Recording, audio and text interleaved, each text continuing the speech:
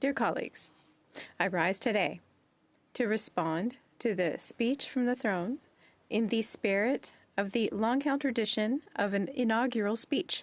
I will speak about immigration in Canada and provide my personal perspective. I've chosen this time because yesterday, April the 15th, marked 50 years since my family and I arrived in Canada. So I stand here as Senator in the August Senate Chamber of Canada. There is much to reflect on. I want to talk briefly about our family history, but more importantly, related to the journey of immigration that is common to many of you, and indeed millions of Canadians. A couple of years before our arrival here, my parents, Len and Melba Cardozo, traveled to the U.S., the U.K., and Canada, where they visited family and friends before making the decision to apply to come to this country. It, of course, has remained our family consensus that that was the best course of decision they could have made. So we arrived in Canada, in Toronto, on April the 15th, 1974, and stayed with family for the first few weeks. Those initial days in Canada were both wondrous and scary. This was the society I dreamed of once my parents told us we would be moving. Being a teenager, my memories are clearer, albeit of mundane things. The incredible, clean and shiny look of a drugstore, faded bell-bottom jeans, ice cream sundaes at Howard Johnson, Benny and the Jets, and yes, You're Having My Baby by Paul Anka, my introduction to CanCon, Canadian content, that I would be regulating many years later as a commissioner at the CRTC. Scary because it was a new society. Although English was my first language, my accent was often not understood, and yes, I got called names, which was debilitating. But the overabiding message from my new society, my teachers, my neighbors, and many extended family was to work hard and get involved. As I turned 18, the message was that life would be tough, but it could be good. My first guidance counselor suggested I not go for university, but go to college. Streaming was the thing to do with all new immigrants. Streaming is almost a metaphor for what most immigrants experience through their lives. Assumptions are made about our abilities. Like most of you, my family history goes back a long way to another part of the world and has had various twists and turns. Originating in Goa, India, a former Portuguese colony, my ancestors were likely converted from Hinduism to Catholicism in the early 1500s. And in the 18 and 1900s, my mother's and father's family each settled in Karachi, which after British rule and partition was the main commercial city in Pakistan. Sadly, by the early 1970s, my parents were concluding that with the rise in fundamentalism, life was becoming difficult for us as Christians, and they looked to move to a more hospitable country. Like in many immigrant families, my father, who had earlier been a senior executive, worked extremely hard at the job he attained, and through his example taught us that hard work was a thing to be proud of.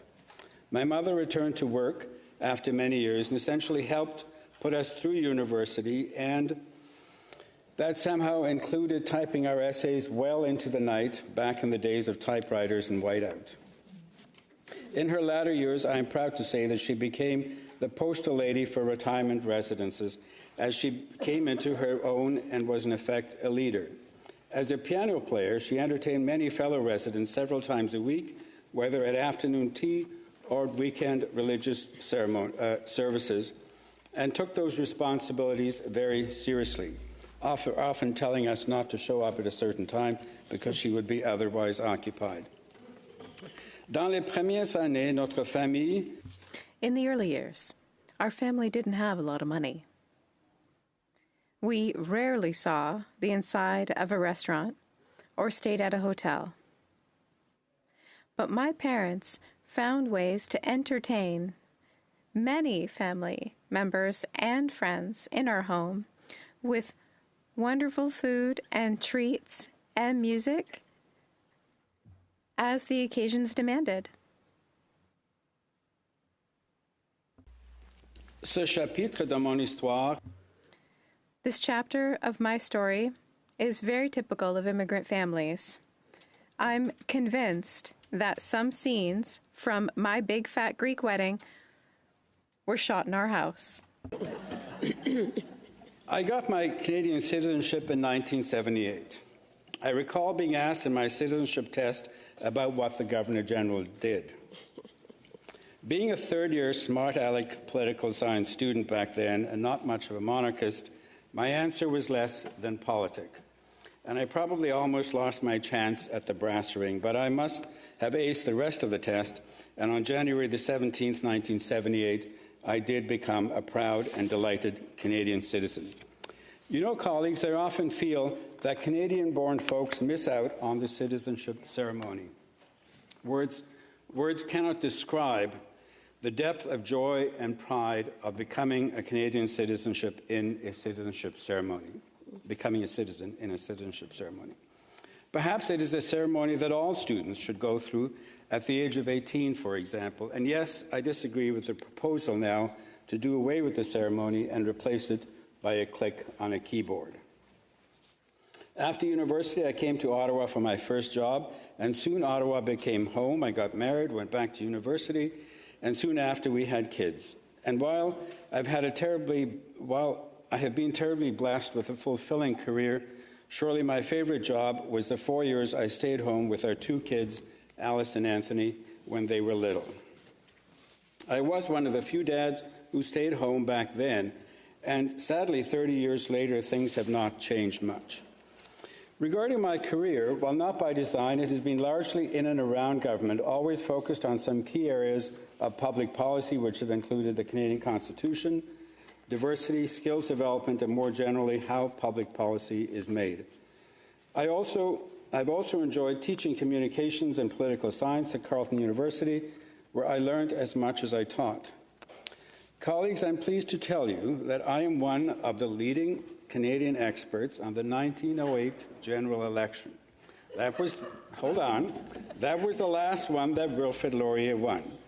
The fact that it was one of the most inconsequential elections in Canadian history may explain why only one other person has studied this election and ever written a thesis like me. But I digress. Let me say a few words about belonging. In any society, this is an interesting issue, but in a country with a high immigrant population, it is always a dynamic question. I'm sometimes asked how I identify myself, and I've learned that the purpose of the question depends on the context. Let me share a few examples. I recall desperately not wanting to be identified as a newcomer when my teachers introduced me to a classroom when I first arrived in the spring of 1974. As a new immigrant, I just wanted to fit in and be one of the regular students. And indeed, there was one student who would call me names in the corridor to make sure I was not regular. One time many years ago, my physiotherapist, a man of very few words, who I would visit from time to time, was suddenly one day curious about my origin. I thought it was a bit odd at first, but then he told me he was reading the novel A Fine Balance by Rohinton Mistry, which blew him away, and he just wanted to talk to someone about all things Indian. I remember one time in Havana, Cuba, being asked where I was from, and when I said I was from Canada, the woman responded in delight. "Oh, you are a Canadian," she said. "I learned English so I could sing Celine Dion songs." I became an instant Celine Dion fan from there on. And of course, now I am asked where I'm from, and the answer people are looking for is, I'm a senator from Ontario. So identity and belonging depends on the context. A few words about Canadian society and values. We are one of the most sophisticated countries when it comes to rational and progressive public policy through a process of democratic elections, citizenship and citizen engagement, a free press, and good policy development. And while this may be more the ideal, I do think the success stories far outweigh the failures. Our successes include a strong, mixed, thriving economy, with G7 standing, a charter of rights, policies that promote bilingualism and multiculturalism, the robust role we play in the international stage, including our relationship with our neighbor to the south, the United States. Our most glaring failure has been a history of discrimination towards the original inhabitants of this land, the First Nations, Inuit and Métis. A robust, ongoing process of reconciliation is essential and sadly not near completion. As I wind up, let me say that our challenges for today and tomorrow are to navigate one of the most difficult and complicated periods in human history. A couple of years ago, the word polycrisis was invented to describe the many crises we face at one time. Today, that word is insufficient, as we have something more like a hyper-polycrisis.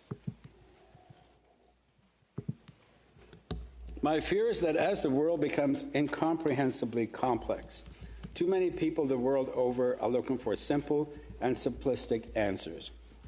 Sadly, there are politicians who are prepared to offer that, knowing full well that complex, multifaceted problems require complex, multifaceted solutions.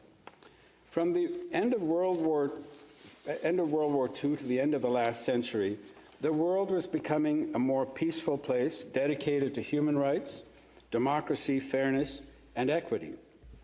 Something changed around Y2K, and since then we have seen the growth of polarization, backlash to equity and human rights, and a yearning for authoritarian leaders. The growth of polarization and the threat to news media issues that I keep a close eye on, and as a senator, I'm convening Canadians when I can in various ways so we may identify solutions. And so, as we face an interesting year in Canadian politics, in these very uncertain and complicated times, I say with much humility that I am deeply proud to serve in the Senate of Canada. In the Senate of Canada with you as colleagues.